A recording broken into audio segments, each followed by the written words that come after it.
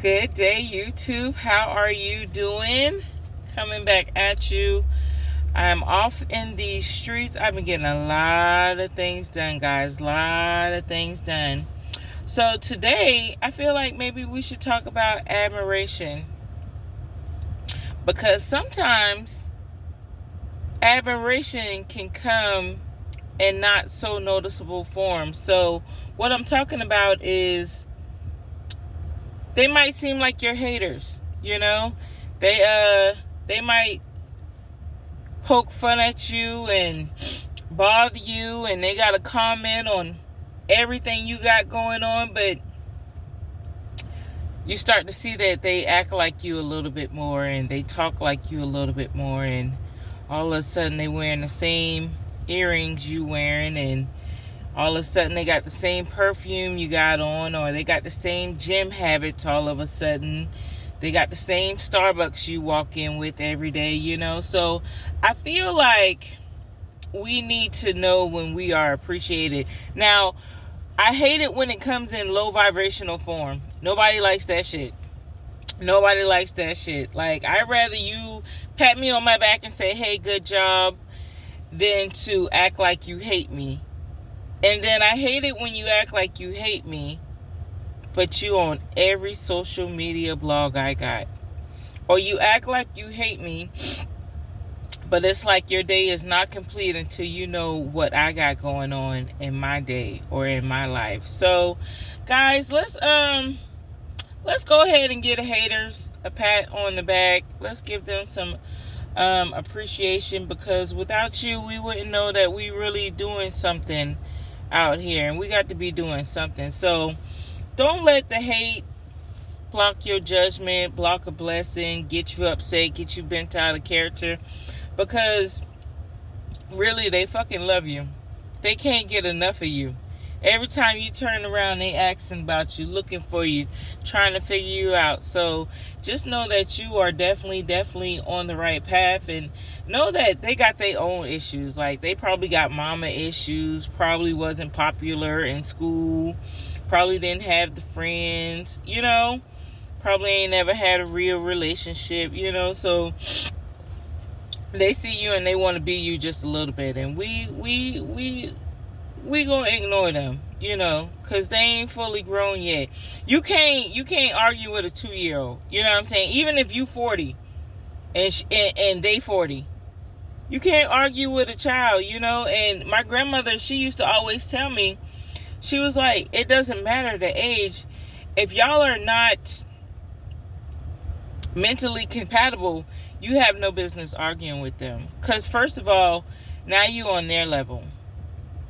And you never want to bow down to someone else's level, you know? You never, ever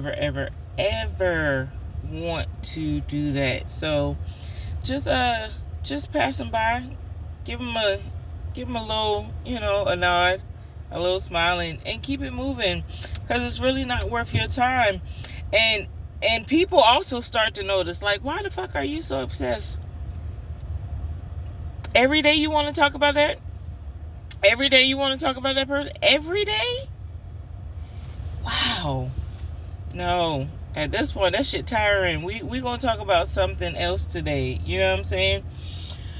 So, I'm waiting on a goddamn DoorDash. Guys, I have been DoorDashing. So, let me tell y'all about DoorDash. DoorDash is, I guess, okay. $250 a day. You ain't gotta ask nobody to use the bathroom. You ain't gotta call in sick. You don't have to call nobody. If you show up, you show up. If you don't, you don't. $250 a day, a little over $1,000 a week. You can make life happen with that, you know. And as long as you're in good health and you got money in your pocket, don't nothing else really stress you. You know, everything else can be worked out as long as the bill's paid and the kids is healthy. Everything else can be worked out at that point. So let me give y'all a little scoop on DoorDash. You got to play with it, because first it's going to send you nothing but low maintenance orders to see if you take it. So as long as you don't take them, but don't ignore every order, it starts to increase little by little. So that's cool. And then they got little promotions. You're a diamond driver, you know. Been doing this 3 days. I'm a diamond driver, guys. Like, I am a diamond driver. And I'm trying out all these restaurants. There's restaurants I never even knew existed. They have ghost restaurants. Whoever knew about ghost restaurants? So the other day, I'm looking for the goddamn building. I cannot find the building. But I know I'm sitting here at this taco location. They're called ghost stores. So at these ghost stores, they rent a little space in the back of a Chick-fil-A, or in the back of, not Chick-fil-A, y'all know Chick-fil-A don't play that, but in the back of these other stores, and they might just make only wings, and they might only make wings from like 6 to 10. You know what I'm saying? They're ghosts. Never knew about ghost stores. What was it? Birds and fries or something. But I had to go into the Mexican restaurant, and I do admit I didn't fully read the app, so I was just sitting outside the Mexican restaurant like, this is some bullshit. But little did I know I needed to fully read and understand what I had going on and what they expected from me, you know.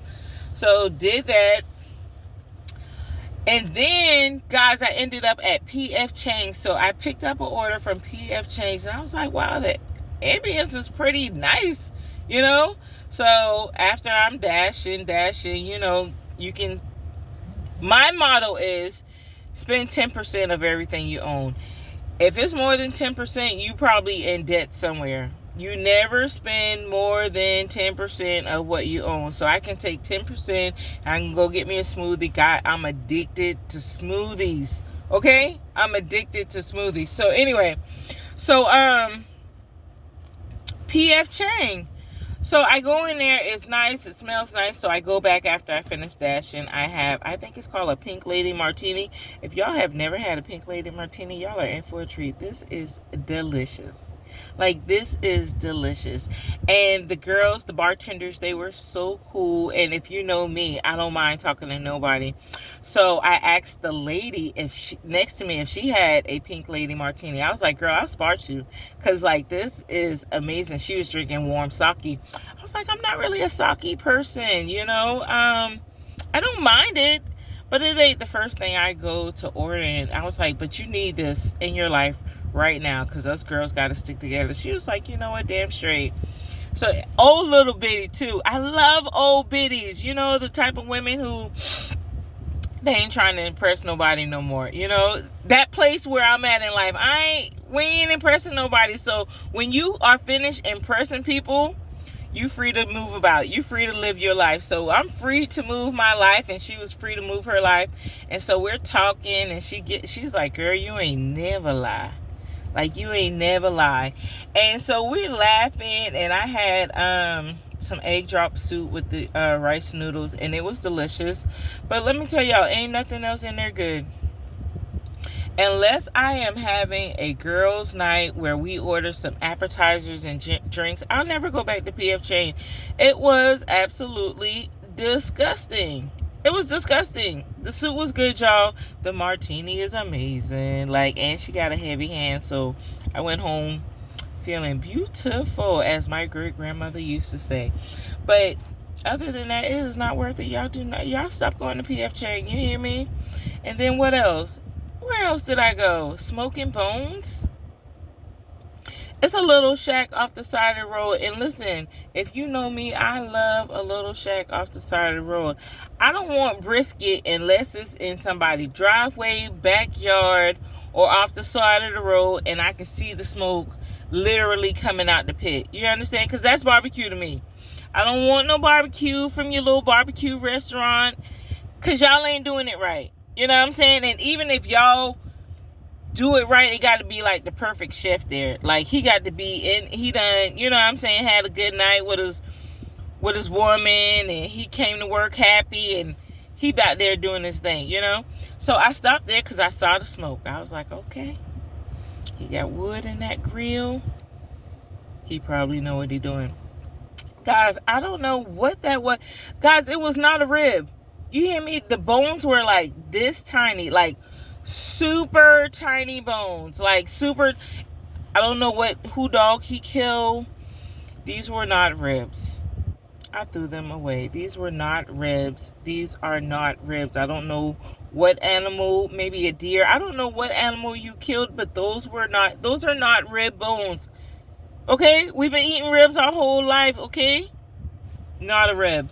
So I won't be going back there anymore. I also had the sweet potato crunch, because I never had or even knew about a sweet potato crunch until I moved to upstate. But it's pretty good, but his was not. It was not good at all. Then I ended up at what is that? It's another little Asian place. Panda Express. Panda Express was better than PF Chang. Better than PF Chang. And I thought I would not be a fan. Like, I really thought I would not be a fan. But I've been learning also that there are some hole in the walls. Because I don't really go to hole in the walls. Because they don't be clean. Like, I need a clean menu. I need a clean table. I need you not to clean my table with the same rag you just clean the seat area with. You know, things like that. Like, I need cleanliness, guys. So I stay away from the hole in the walls. I got to be real drunk to eat at Waffle House. Like, I just need a clean, and I like a clean, and you're not going to catch me at nobody's buffet. I need a clean environment, guys. So, but there, I think it's called, oh man, Carolina Fine Dining or something out in like Simpsonville. When I tell y'all this place was immaculate, it was like hole in the wall, Chick-fil-A on steroids, counters, immaculate, workers, clean. I like a clean worker. The reason I don't order DoorDash because the people who deliver DoorDash look like shit, and I don't want y'all handling my food. My kids will sometimes order DoorDash. I will not DoorDash nothing because I'm telling, y'all know what I'm talking about. Most people who DoorDash look like trash. Like, they didn't want to wash their face. They did not want to do their hair. Their hands probably ain't clean. Like, they probably did not shower this morning. They threw on their Crocs, and they out here touching and handling our food. Listen, I get dressed. Y'all, listen, got on a whole collar shirt out here.